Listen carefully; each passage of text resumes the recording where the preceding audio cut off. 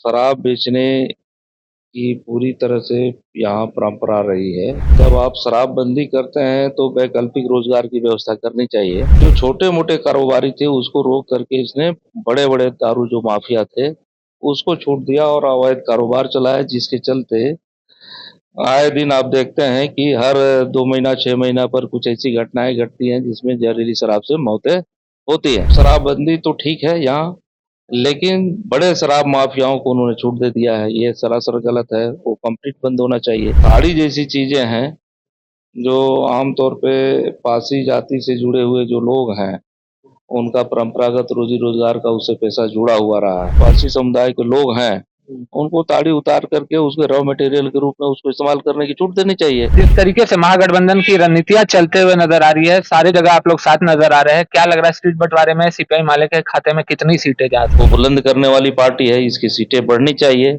और जनाधार भी माले का हर जिले में बढ़ा ही है। बिहार की सियासत ताड़ी पर झूमते हुए नजर आ रही है और वहीं पर दूसरे तरफ बिहार की सियासत में आग लगा हुआ है। नमस्कार, मैं हूं फलक सिंह और आप सभी का स्वागत हो चुका है हमारे चैनल सच टॉक्स में। न पक्ष न विपक्ष, सिर्फ सच। और आज हमारे साथ उपस्थित है सीपीआई माले से विधायक वीरेंद्र कुमार गुप्ता जी, जिनसे जानते हैं कि ताड़ी अगर शुरू हो जाता है तो बिहार में कितना सही कितना गलत है, और जिस तरीके से ताड़ी पर अब राजनीति की जा रही है इससे जनता पर क्या प्रभाव पड़ने जा रहा है। सर, स्वागत है। बहुत बहुत शुक्रिया आपको और आपके चैनल को। एक बात तो सीधे तौर पे है कि जो शराब बेचने की पूरी तरह से यहाँ परंपरा रही है, तो एक तो ये रोजगार से जुड़ा हुआ सवाल रहा है। और जब आप शराबबंदी करते हैं तो वैकल्पिक रोजगार की व्यवस्था करनी चाहिए। तो उसमें बाकी ये रोजगार देने के मामले में या नशेड़ियों को मेडिकली ठीक करने के लिहाज से, इलाज के ठीक करने के लिहाज से सरकार ने तो कुछ नहीं किया, बल्कि आपको जो छोटे-मोटे कारोबारी थे उसको रोक करके इसने बड़े-बड़े दारू जो माफिया थे उसको छूट दिया और अवैध कारोबार चलाया, जिसके चलते आए दिन आप देखते हैं कि हर 2 महीना 6 महीना पर कुछ ऐसी घटनाएं घटती हैं जिसमें जहरीली शराब से मौतें होती हैं। तो उसमें एक तो शराबबंदी तो ठीक है यहाँ, लेकिन बड़े शराब माफियाओं को उन्होंने छूट दे दिया है, ये सरासर गलत है, वो कंप्लीट बंद होना चाहिए। दूसरी तरफ जो ताड़ी जैसी चीजें हैं जो आमतौर पे पासी जाति से जुड़े हुए जो लोग हैं, उनका परंपरागत रोजी रोजगार का उससे पैसा जुड़ा हुआ रहा है। तो या तो सरकार को यदि उसने ताड़ी बंद कर दिया तो उससे आधारित यदि जो कुछ मतलब उससे शुगर प्राप्त करने का, गुड़ प्राप्त करने का कुछ माने ये उद्योग धंधा जो है उसको शुरू करना चाहिए था। तो सरकार ने वैसे चीज़ों को नहीं किया है। तो हम तो सोच रहे हैं कि जो ताड़ी है, ये एक तरह से नेचुरल फल है, नेचुरल रस है और उसका मतलब कि गुड़ गुड़ गुड़ है गुड़ तेजस्वी के रूप यादव में। चाहते की तारीख शुरू हो जाए, पर यही तेजस्वी यादव की सरकार तो थी ठीक है, 17 महीना में जब बंद हुआ था। हम ये कह रहे हैं कि उसका गुड़ के रूप में उसका इस्तेमाल तो बहुत सारे जगहों पर है। खजूर के बहुत सारे पेड़ अपने यहाँ हैं, लेकिन उसका गुड़ नहीं बन रहा है। जी ताड़ी है, उसका भी तो गुड़ बन सकता है। जी तो ये काम होना चाहिए और जो पारसी समुदाय के लोग हैं, उनको ताड़ी उतार करके उसके रॉ मटेरियल के रूप में उसको इस्तेमाल करने की छूट देनी चाहिए। जी।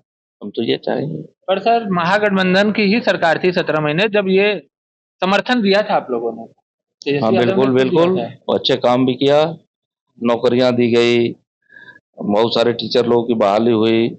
ये जातिगत जो है जनगणना कराया गया, 65% आरक्षण बढ़ाने की बात की गई। रोज़-रोज़ इस ढंग से आज जो हर मामले में बखेड़ा पैदा करके कहीं कश्मीर की आतंकवादी घटना को भी आपको आपदा में अवसर तलाशने वाला जो सांप्रदायिक उन्माद, युद्धोन्माद पैदा करने की जो साजिश हो रही है, तो वो तो नहीं हो रहा था। ये सब तो चीज़ें ठीक थी। सर, सम्राट चौधरी का बड़ा बयान आया है, जब उनसे पूछा गया अपराध जिस तरीके से बिहार में बढ़ रहा है, उनका कहना था कि लालू यादव मतलब अपराध। अब तो हम लोग तो समझते हैं कि उससे ज़्यादा आज अपराधी हैं। आप एक बात समझिए कि आए दिन प्रॉपर्टी डीलरों की जो हत्या हो रही है, ये तनिष्क व्यापारी सहारा से लेकर के और छोटे-मोटे जो सोना चांदी के व्यापारी हैं, उनकी आमतौर पे हत्याएं हो रही, उनके यहाँ लूट हो रही है। जो सीएसपी बैंक चलाते हैं, उनकी हत्याएं हो जा रही, कहीं बैंक से पैसे लेके निकल रहे हैं, उसकी हत्या हो जा रही है। और ये जो टेंडर माफियाओं का जो दौर चल रहा है, पूरा सरकारी खजाना को लूट लेने वाला, एस्टीमेट घोटाला किया जाता है, कहीं सड़क हो, पुल हो, भवन हो, ये सब में, और उसमें टेंडर माफिया हैं और एक दूसरे के खिलाफ गैंगवार भी चलता है। और टेंडर माफिया की बात कर रहे हैं, पर 2005 से पहले ऑर्गेनाइज क्राइम रहता था, ऐसा दावा है एनडीए सरकार का। अभी तो ज्यादा संगठित है, ये तो बिल्कुल ही कंप्लीट सरकारी संरक्षण में, वो सरकारी संरक्षण में नहीं था तो चीजें दिख रही थी। आज तो पूरे तौर पे सरकारी संरक्षण में, पुलिस संरक्षण में ये तमाम चीजें चल रही है। तो हम समझते हैं कि ये सबसे ज्यादा अभी लूटपाट और अपराध की घटनाएं चल रही है, इसमें हत्या भी हो रहा है, सब चीज हो रहा है।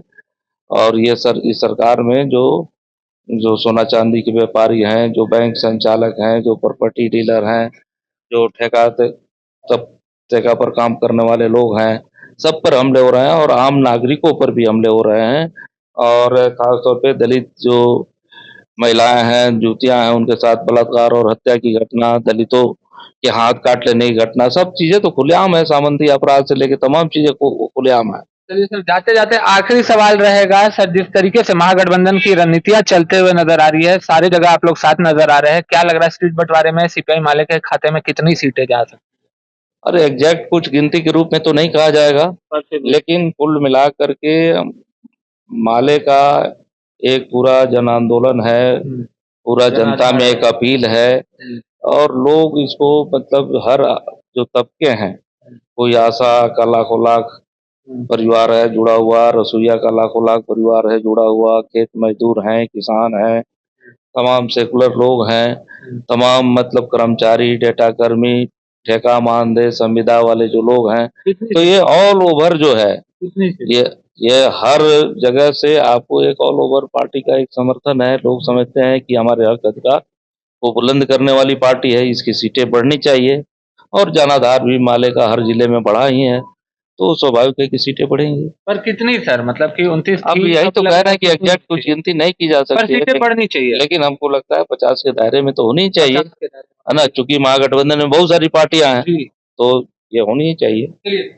तो ये थे हमारे साथ सीपीआई माले से विधायक वीरेंद्र कुमार गुप्ता जी। बड़ी खबर इन्होंने बताई है कि 50 सीटों पर जो सीपीआई माले है वो चुनाव लड़ सकती है, क्योंकि बड़ा जनाधार लेकर के चलती है सीपीआई माले। जब जब इनका कोई सभा होता है, कोई कार्यक्रम होता है, भारी संख्या या यूं कहे को तो हुजूम नजर आती है, और साथ ही साथ में ताड़ी से लेकर के तमाम बढ़ते अपराध तक बिहार में सभी मुद्दों पर इन्होंने एनडीए को मुंह तोड़ जवाब भी दिया है। जुड़े रहे हमारे साथ, देखते रहे सच टॉक्स। धन्यवाद।